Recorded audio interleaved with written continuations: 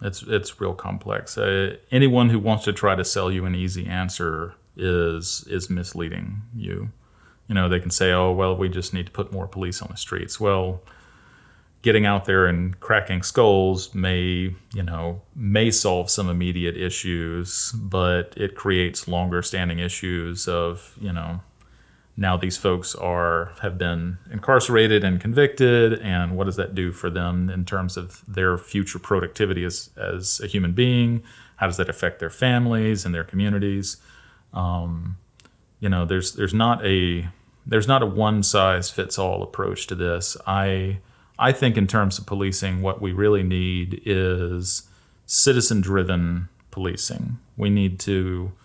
The police need to be going into communities and finding and building partnerships with folks who are established in their communities that are leaders there, and to start to build relationships of trust and give those people the tools and support necessary to improve their own communities. We don't need to send troops in, as it were. We need to send support into neighborhoods and to give them the tools and support necessary to make their community stronger. It behooves us to look at how we can engage those at risk and steer them away from a life of bad choices.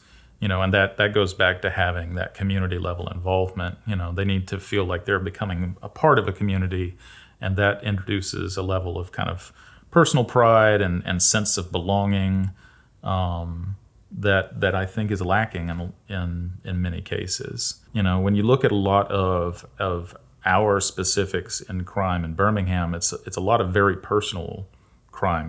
The individuals that know each other, family members, or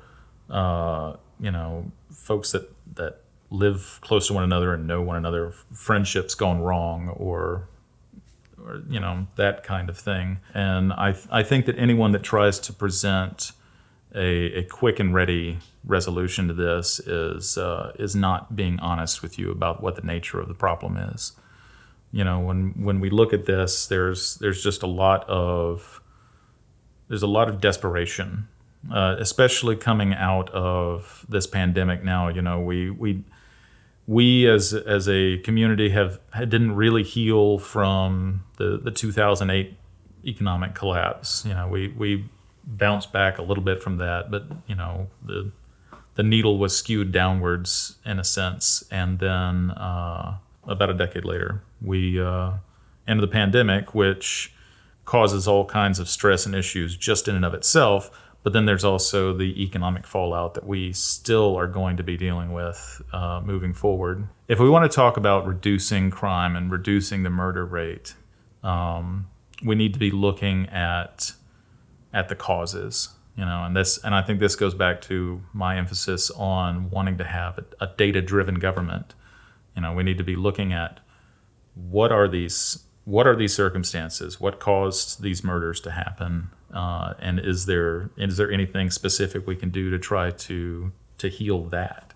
I don't think punitive is going to solve the issue. I've never seen evidence in my life that oh, well, you'll go to jail, you'll be punished. That's not a deterrent for folks. We still have crime, we still have violent crime, and we've had laws against that for the last few thousand years, and folks are still doing it.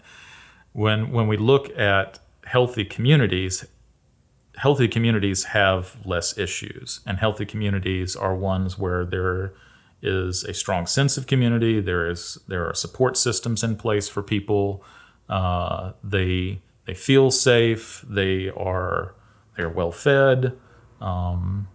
They have opportunities. They feel like they have a future and options. When we want to talk about solving our long-standing issues of crime and violence in this community, we have to be treating causes, not symptoms. And I think if we just go in with additional police presence with no better plan in place, I don't think we're going to move the needle that much. I'm Joseph Kasper Baker III. On August 24th, vote for me for Birmingham City Council District 3.